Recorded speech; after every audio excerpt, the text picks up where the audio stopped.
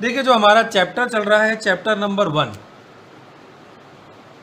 देखो हमारा chapter number 1 जो हम चल रहा है हमारा जो क्या है, विद्युत आवेश तथा क्षेत्र, ये हमारा चैप्टर है।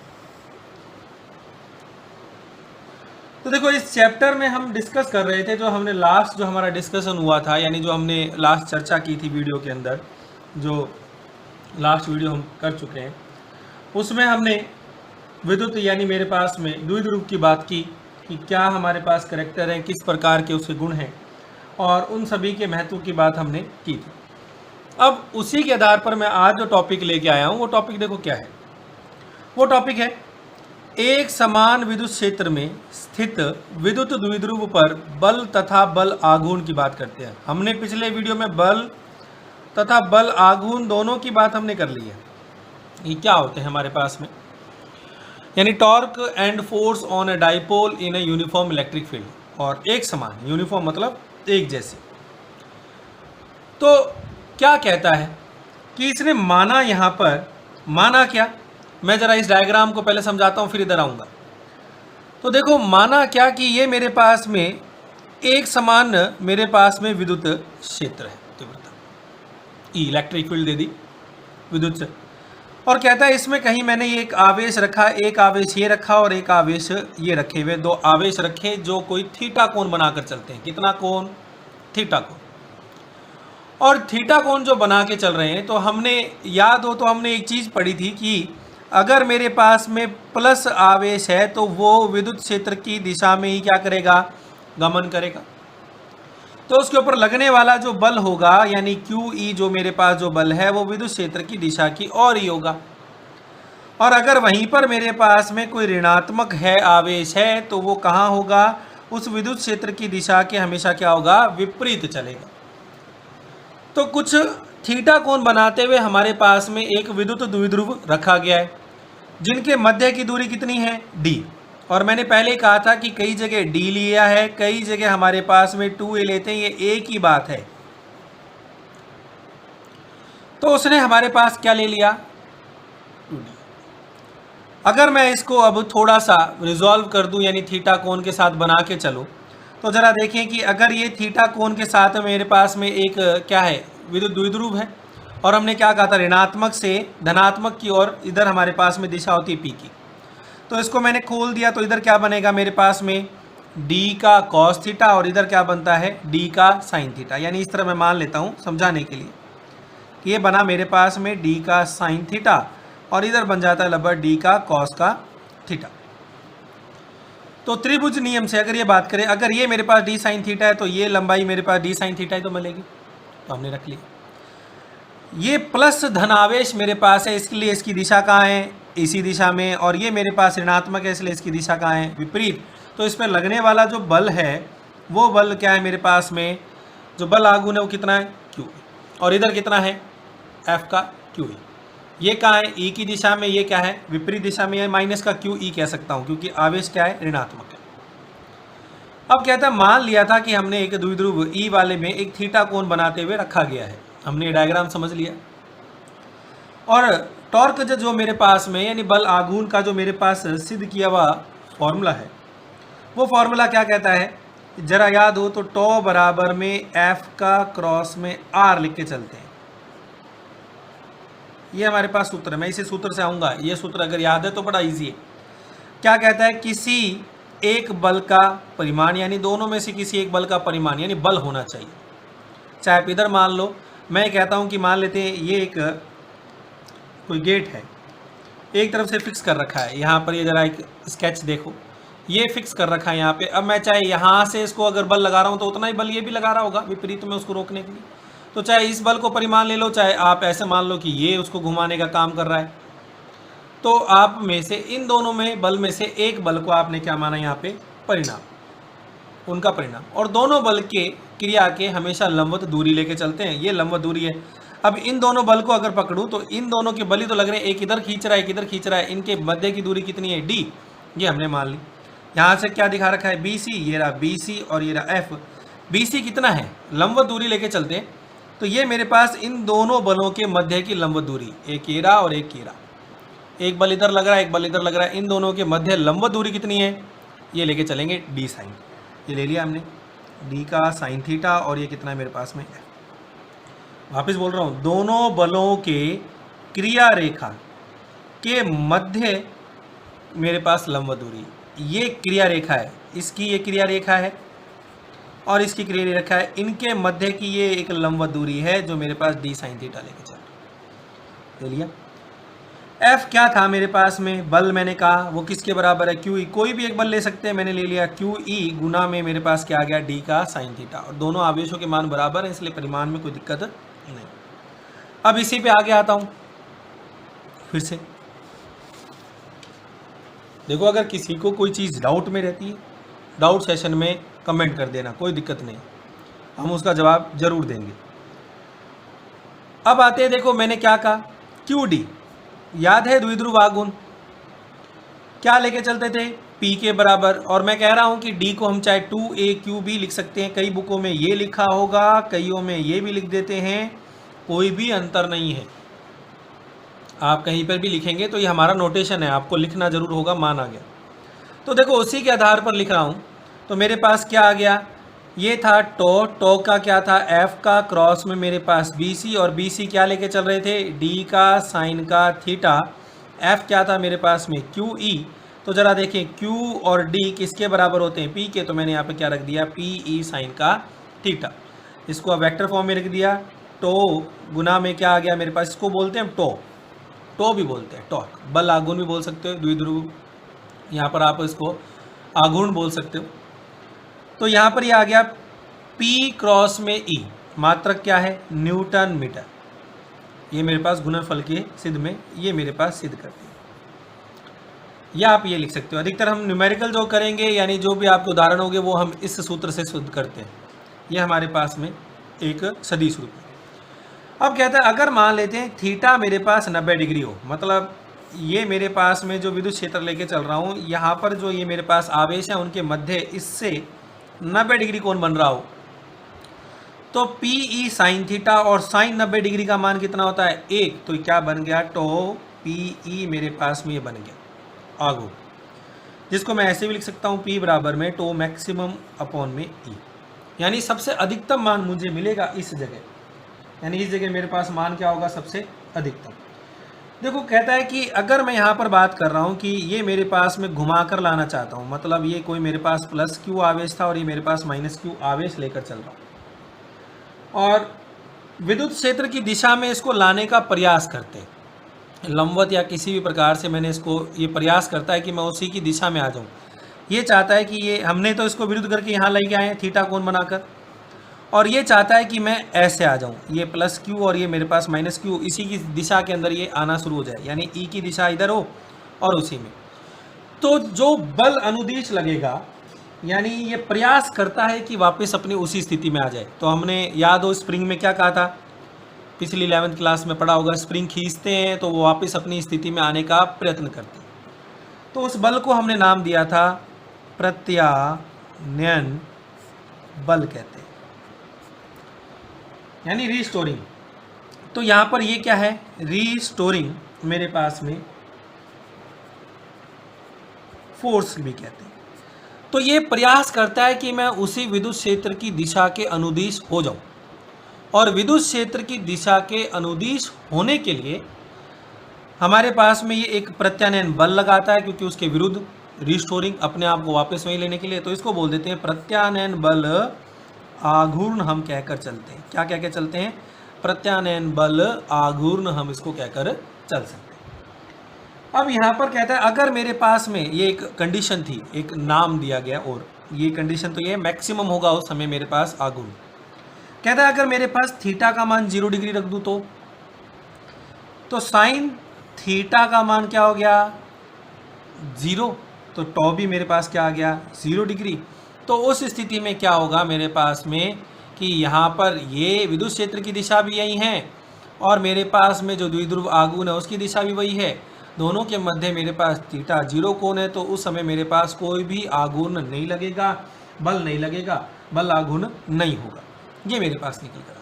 किसी के मन में एक ये सवाल आता है कि सर अगर थीटा का मान 180 डिग्री रख दूँ तो क्या होगा? सिंपल सी बात है, देख लो क्या होगा, वही सेम चीज़ है, ठीक है। अब घूम के रोटेट करके आएगा। साइन 90 का मान कितना है मेरे पास में? 190 और वापस से 0, तो वो घूम के हमारे पास में लेकर आएगा। उस समय मेरे पास साइन 180 डिग्री का मान कितना लेके चलते हैं हमारे पास में, उस पर निर्भर करेगा। तो साइन 180 डिग्री का मान रख दो, आपके पास इसके लिए भी मेरे पास मान निकल कर आ जाएगा। अब हम बात करते हैं इसी पर दूसरा, ये तो मेरे पास आ गई हेडिंग। कुछ दो बिंदुओं पर बात करता हूँ जिससे थोड़ी सी और चीज़ें क्लियर हो। नोट है, वैसे पेपर के इम्पोर्टेंट नहीं है, लेकिन थ्योरी में हम थोड़ा बहुत समझने के लिए। कहता है जब कोई विद्युत द्विध्रुव एक समान मेरे पास विद्युत क्षेत्र में रखा जाए, एक जैसा मेरे पास विद्युत क्षेत्र में रखा जाता है, तो उस पर एक बल युग्म कार्य करता है। बल युग्म ही तो था, यानी ऐसे जरा थोड़ा सा एक नीचे वाले फिगर को चलो ऊपर ही बना देता हूँ मैं। एक तो यहाँ पर बल लग रहा था F बराबर में QE, और एक पीछे की तरफ लग रहा था QE, तो दो बल युग्म एक पर काम कर रहे हैं। कहता है जबकि उस पर कार्य करने वाला कुल बल का मान क्या है? 0 है। अगर वो एक समान विद्युत क्षेत्र में अगर रखा जाता है कोई भी द्विध्रुव, तो उसके ऊपर दो बल युग्म तो कार्य करते हैं, लेकिन उनका नेट मेरे पास क्या माना जाएगा? 0 माना जाएगा अगर वो बल युग्म है, क्योंकि ये भी उतना ही फोर्स लगा रहा है, ये भी आवेश के मान ऋणात्मक में और ये धनात्मक में, एक इधर खींच रहा है और एक इधर खींच रहा है। तो जबकि उस पर कार्य करने वाला कुल बल का मान है तो क्या है? 0 ही होता है। अब दूसरा एक और बिंदु क्या कहता है, जरा फिर से सुनते हैं। कहता है असमान अगर विद्युत क्षेत्र में अगर विद्युत द्विध्रुव पर बल तथा बल आघूर्ण दोनों लगते हैं, मतलब अब मेरे पास में एक बल भी लग रहा होगा और एक बल आघूर्ण भी लग रहा होगा, यानी उसको वो घुमाना चाहता है, रोटेट करना चाहता है थीटा कोण से, तो उसे बल लग रहा है।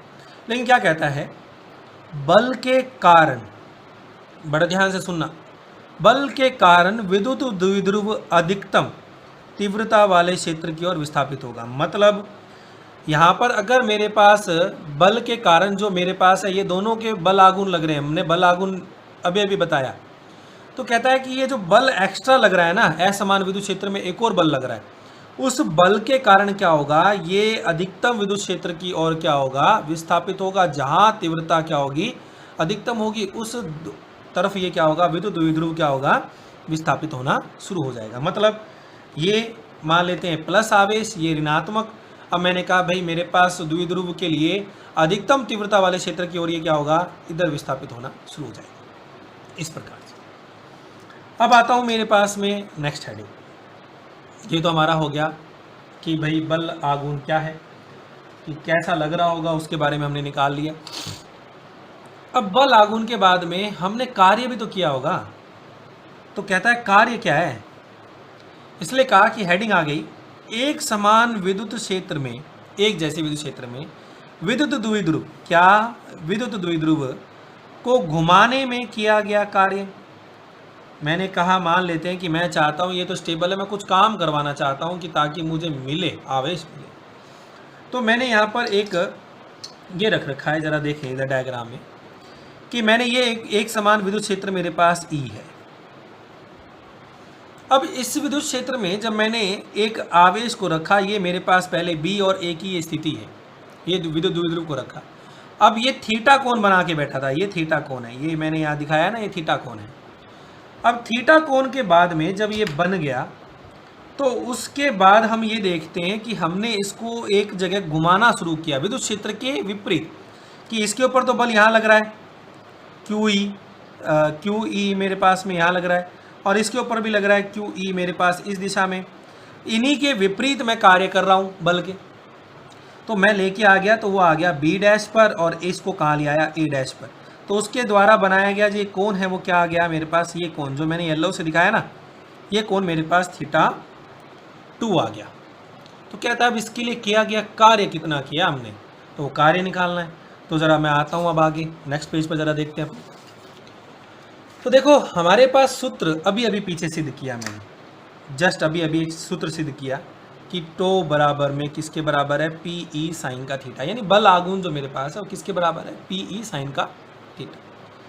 जरा याद है एक और सूत्र था हमारे पास में कार्य के लिए। तो हम कार्य की बात करते हैं। मैं ज़रा यहाँ पर आता हूँ कि कार्य पूछा है, कार्य का क्या आता है, बल गुना में मेरे पास में एफ डॉट का डी आर लिखते हैं, विस्थापन, ये लेके चलते हैं। मैं इसी से थोड़ा सा इस पर आऊँगा आपको। तो देखो यहाँ कार्य हमने कहा कि हमने एक स्मॉल कार्य किया, इसलिए डी डब्ल्यू ले लिया। अब मैं ज़रा आता हूँ, ये मेरे पास विद्युत क्षेत्र लेके चल रहे थे और इस पर मैंने ये लेके चल रहा हूँ इधर, ये आवेश है। अब ज़रा देखें, यहाँ जो विस्थापन लेके चल रहा था ना, मैं यहाँ पर ये घुमाया जो मैंने, इसको यहाँ से यहाँ तक घुमा के लाया हूँ। तो यहाँ देखिए ये थीटा मेरे पास कोण था, यानी अब यहाँ विस्थापन कोणीय विस्थापन हो रहा है। कौन सा विस्थापन हो रहा है? कोणीय विस्थापन हो रहा है, इसलिए यहाँ डी आर की जगह क्या रख दिया गया है? D theta. ये भी विस्थापन है, यहाँ पे भी विस्थापन है, लेकिन ये कोणीय विस्थापन है, यानी थीटा 1 से क्या हो गया मेरे पास में? थीटा 2 हो गया। अब कहते हैं सर बल, बल को आप कैसे कह दोगे? तो भाई बल यहाँ हम क्या लेके चलते हैं? बर्न आघूर्ण। और ये जब कोई कोणीय जो मेरे पास घूमता हो, किसी कोण के साथ में अगर घूमता है, जैसे आपका गेट है, तो वो जो बल लगता है वो कौन सा बल है? बल आघूर्ण होता है। इसलिए यहाँ पर क्या लेके चले? बल आघूर्ण को लेके चले। बल ही है वो भी एक प्रकार का, इसलिए यहाँ पर जो कार्य हो रहा है वो किसके कारण है? बल आघूर्ण विद कोणीय विस्थापन के कारण हो रहा है। इसलिए यहाँ पर क्या रखा? डी डब्ल्यू बराबर में टो डी का थीटा लेके चल रहा हूँ। मेरे ख्याल से आशा है समझ में आ गया होगा, नहीं है डाउट सेशन में डाल देना। दूसरा डी डब्ल्यू आ गया, टो हमने अभी अभी सिद्ध किया है, क्या है? पी ई साइन का थीटा, साथ में क्या आ गया? डी थीटा हमने रख लिया। कहाँ से कहाँ तक कार्य किया मैंने कहा कि कार्य मैंने 0 से W तक किया, डी डब्ल्यू, तो कितना आ गया मेरे पास? कार्य तो W आ गया। कोण कितना घुमाया? थीटा 1 से थीटा 2 तक मैंने उसको घुमाया, तो मेरे पास कुल कार्य निकालना है, तो कितना आ गया? P E sine theta D का थीटा। पी नियत है, बाहर रख लिया। एक समान विद्युत क्षेत्र है, वो भी नियत है, बाहर रख लिया। क्या चेंज हो रहा है? साइन थीटा डी का थीटा, तो क्या आ गया? Theta 1 theta 2। अब जरा इसको लिखे चलें, तो sine theta D theta, math वाले स्टूडेंट को तो वैसे ध्यान है, बायो वालों के लिए कह रहा हूँ स्पेशल, कि ये ट्रिग्नोमेट्री यानी हमारे पास जो है उसमें एक सूत्र लिखा है, अगर किसी साइन थीटा डी थीटा का अगर मैं समाकलन कर दूं, इंटीग्रेशन कर दूं, तो उसका जो मान आता है वो मेरे पास आता है माइनस का कॉस का थीटा, लिमिट लगा दी थीटा 1 से थीटा 2। अब ज़रा ये देखो, ये बनेगा तो ये कि माइनस को मैंने रख लिया बाहर, तो ये बनता है कॉस का थीटा का 2 माइनस का कॉस का थीटा का 1। इसी माइनस को अंदर भेज दिया तो क्या बन गया? कॉस का थीटा 1 माइनस कॉस का थीटा 2। तो यहाँ पर मेरे पास कार्य आ जाएगा कि कार्य कितना है। एक और मैं ज़रा इसी में छोटा सा एक भाग जोड़ना चाहता हूँ। अगर ये स्थिति लेके चलता है, कहता है मान लेता है कि थीटा 1 मेरे पास 0 डिग्री है और थीटा 2 मेरे पास में कोई थीटा है।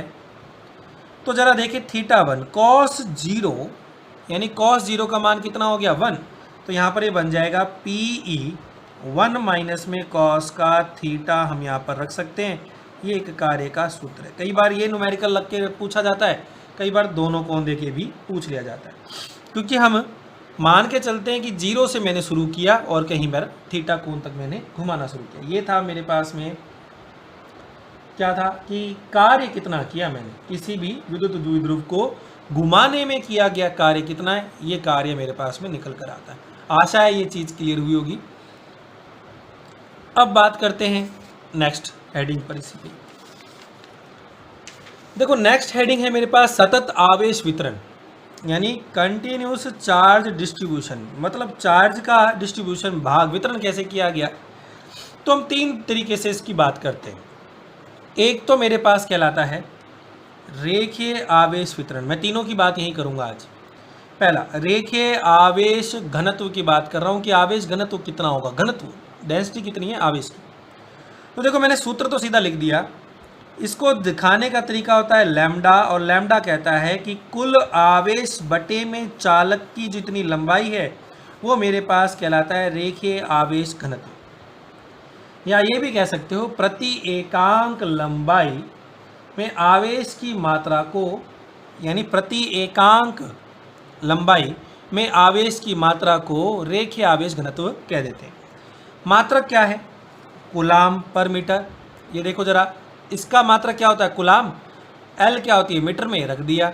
अब यहाँ पर विमा है, कूलाम का क्या होता है एम्पियर सेकंड में, और लेंथ क्या थी एल में, तो मैंने एल का रख दिया, ऊपर ले गया तो इन्वर्स में, ये उसकी आ गई विमा। पूछ सकता है कोई ऐसा, ये कोई ज़्यादा नहीं है, बस ये विमा जरूर याद रहनी चाहिए। अगर ये याद हो तो हम ये निकाल सकते हैं, ये निकालना हमारा आसान काम है।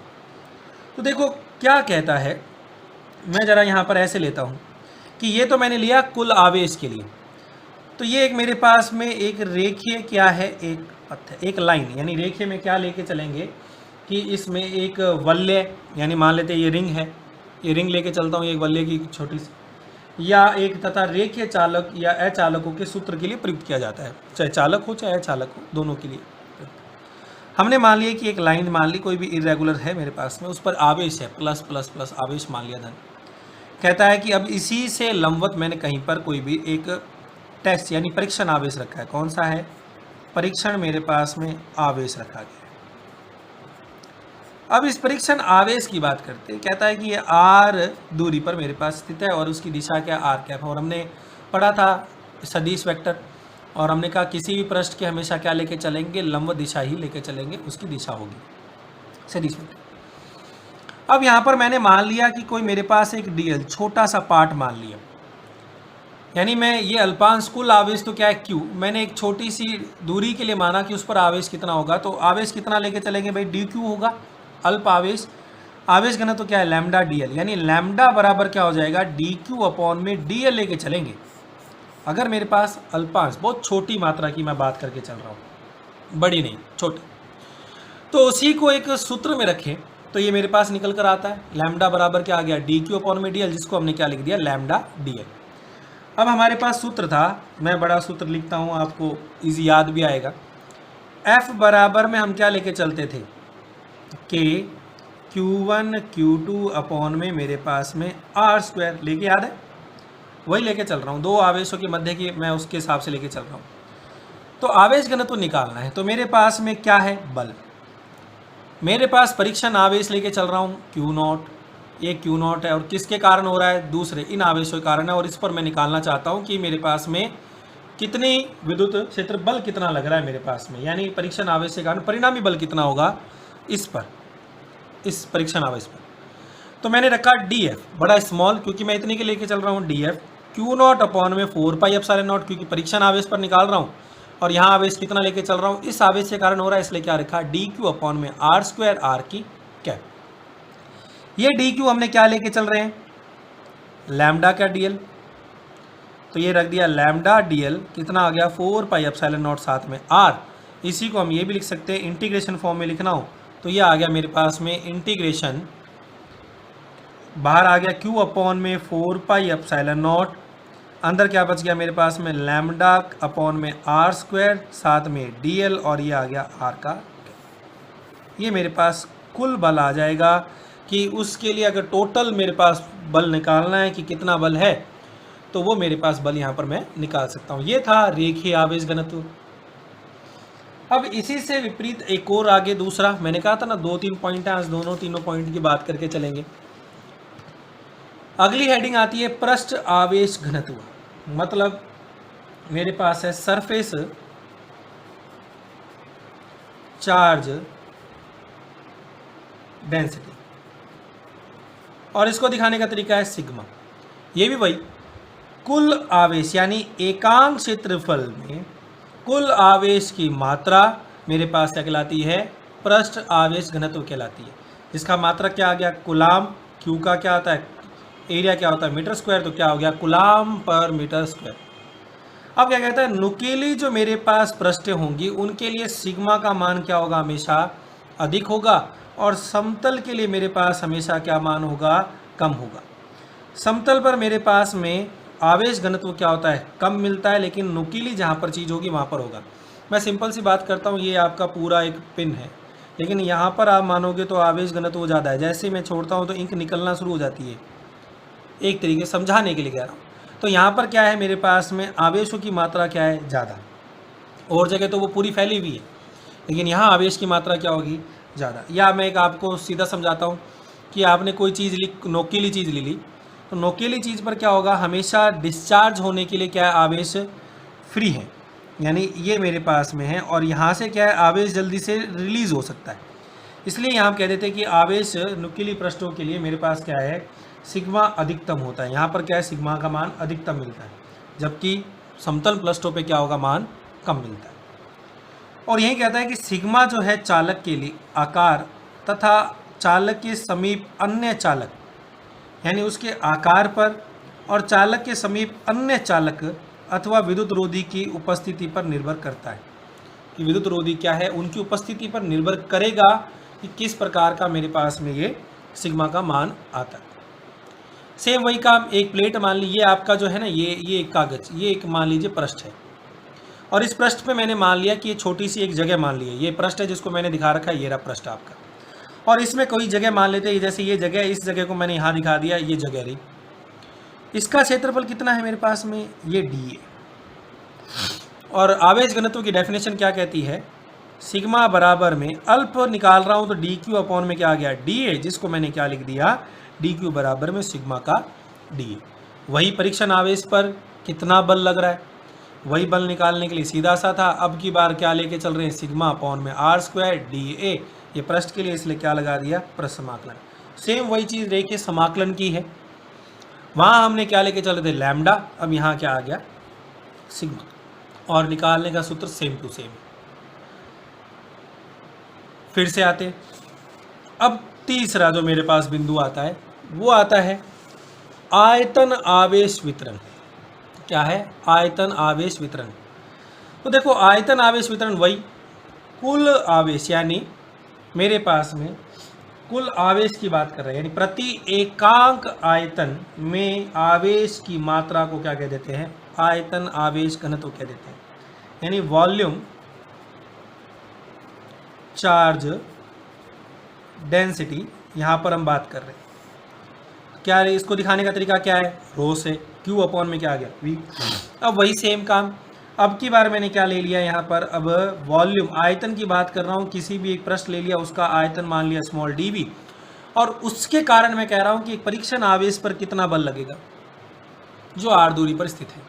सेम वही काम, डी क्यू किसके बराबर हो गया, रो डी वी, अल्प आवेश के लिए, अगर पूरे सबके लिए लेके चलता तो अलग, तो कहता परीक्षण आवेश क्यू नॉट पर कुल बल कितना होगा, तो सेम वही काम, एफ की जगह क्या लेके चल रहे थे, Q not 4 pi epsilon not sigma का एस, क्या सिग्मा अपॉन में आर स्क्वायर, यानी समाकलन रूप में आर कैप, साथ में क्या लेके चल रहे थे, डी ए।